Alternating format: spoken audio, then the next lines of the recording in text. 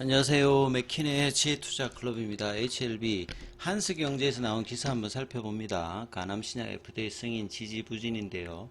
출구 전략은 여기 본문에서 이제 더 이상 CMC 문제가 발생치 않도록 이 부분이 강조되어 있는데요. 이 해결 방안은 어떻게 하는 게 가장 좋을까요?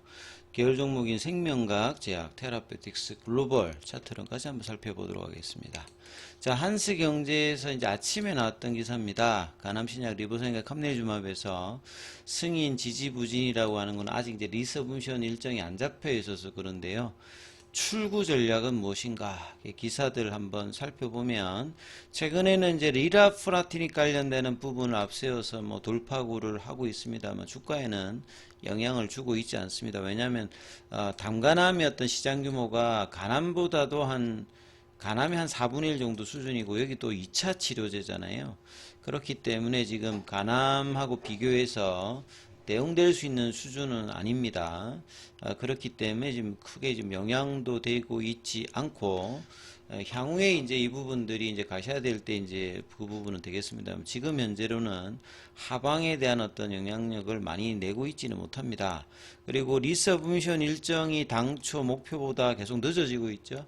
보통 타이베이 미팅 이후는 일정이라도 잡혀야 되는데 한 달이 넘도록 이제 항서제약도 공식 없고 협의를 통해서 뭔가 회의록 관련되는 부분들도 나와야 되는데 나오지 않기 때문에 시장 불안은 계속 커진 상황에서 후속 신약에 관련되는 부분에 대한 어떤 회사의 전략은 먹혀들고 있지 않습니다.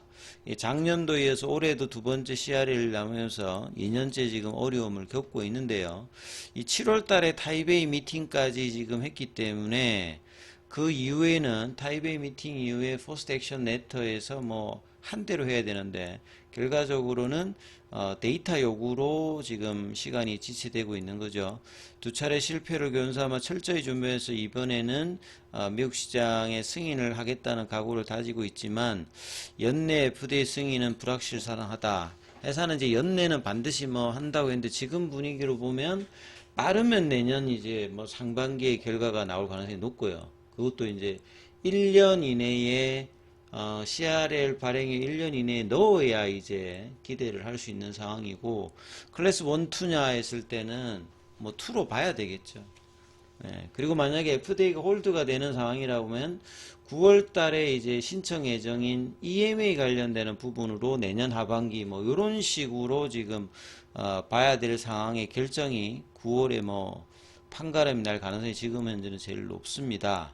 그래서 그간에 2007년도부터 판권 인수하면서 17년 동안에 삼상 끝내고 지금 작년도 기대감이 있었습니다만 뭐 CMC 비모 관련되는 부분으로 CRL을 두 번 받으면서 지연되고 있는 상황이죠.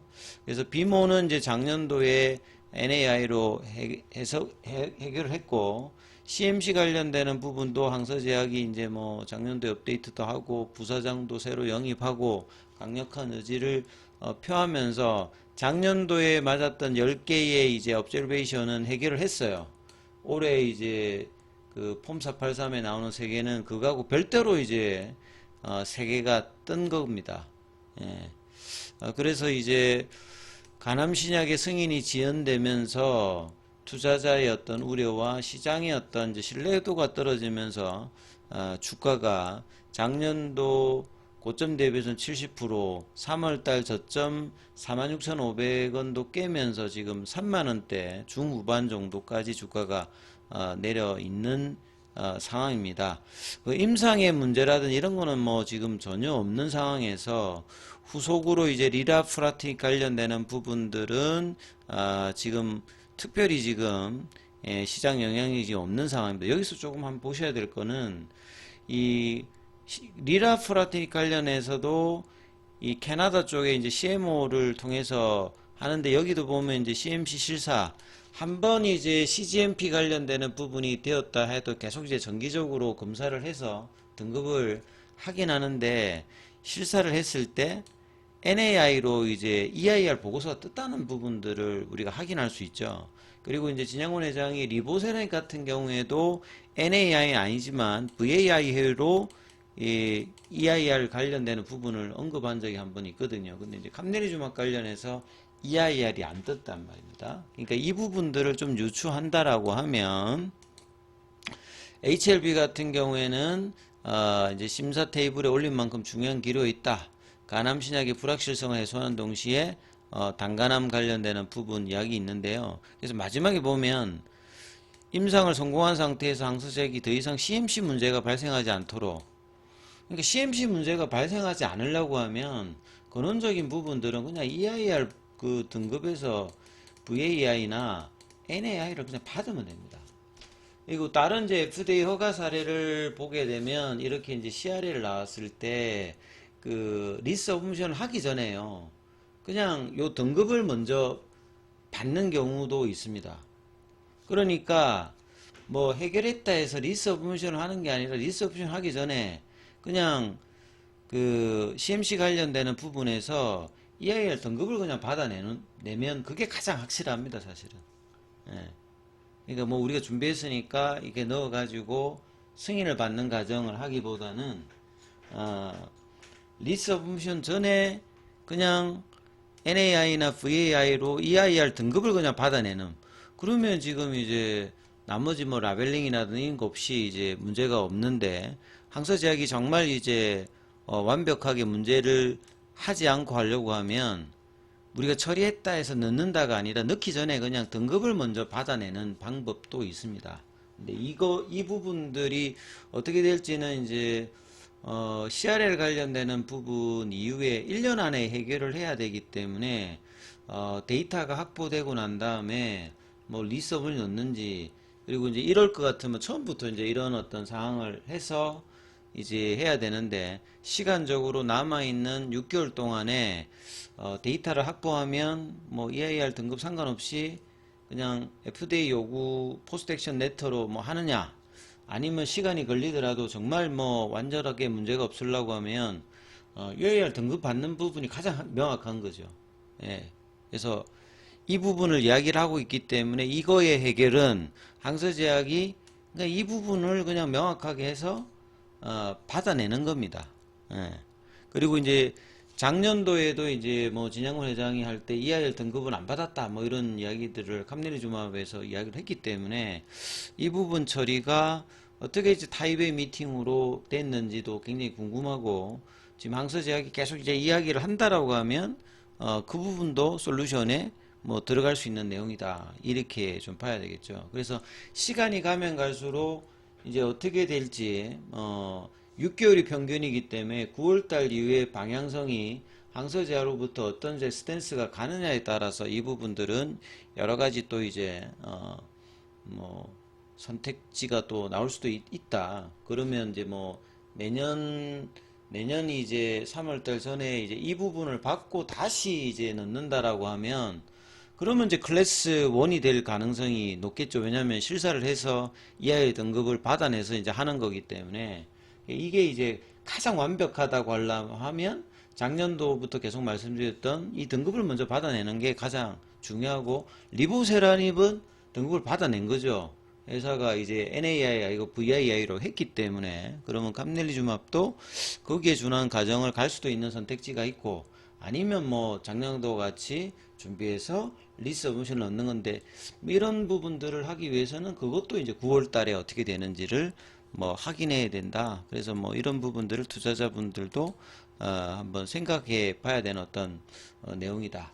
더 이상 문제가 없기 위한 어떤 방법은 우리가 준비를 열심히 했기 때문에 그런 방법이 아니라 FDA가 요구하는 거는 그냥 등급 받아내는 겁니다. 예. 그리고 실제로 이제 이런 사례도 FDA 사례에서 검사해 보면 있습니다. 예. 요거에 한번 더 한번 살펴봐 드리고요. 계열 종목 관련되는 부분에서는 이제 어떤 부분들이 있냐, 아침에는 생명과학도 여전히 이제 뭐, 그러니까 금요일 나왔던 원봉의 시가를 또 이제 회복 못했습니다. 시장 대비해서.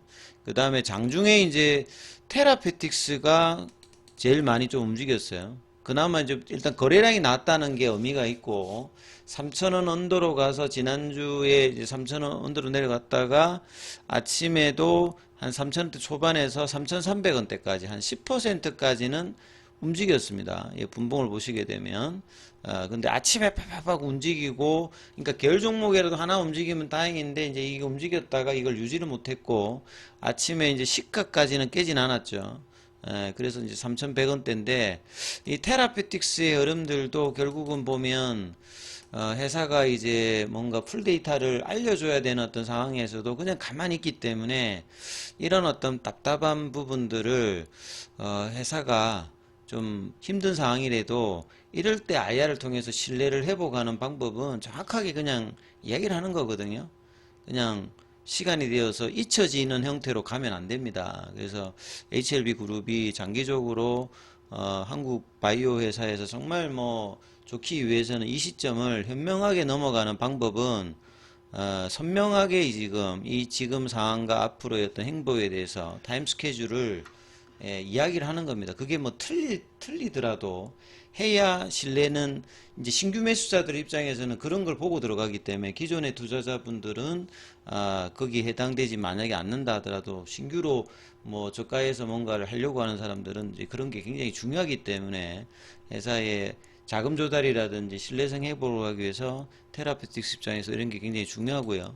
그 다음에 뭐 글로벌 같은 경우에도 금요일날 음봉을 회복은 못했죠. 그래서 장중 반등이 아침에 좀 나왔습니다만 다른 제약바이오가 다른 어떤 흐름들을 또 이후에 보였기 때문에 이번 주에 이제 가격 조정을 하느냐 아니면 여기서 뭔가 반등의 어떤 모습을 금리 인하라고 하는 매크로 변수와 더불어서 다른 바이오주들과 더불어서 뭔가 커플링을 할 수 있는 모습을 이번 주에 만들어내야 되는지 여부를 뭐 계속 살펴보는 수밖에 없습니다만 거래량은 아직 뭐 대량 거래는 터지지 않고 있기 때문에 좀 더 추이를 살펴봐야 되는 어떤 흐름이라고 봐야 되겠죠. 자, 장중에는 무료 텔레그램 방이 운영되고 있습니다. 링크되어 있는 부분 참조해 주시겠고요. 입장 문의는 문자 남겨주시면 안내해 드리고 있습니다.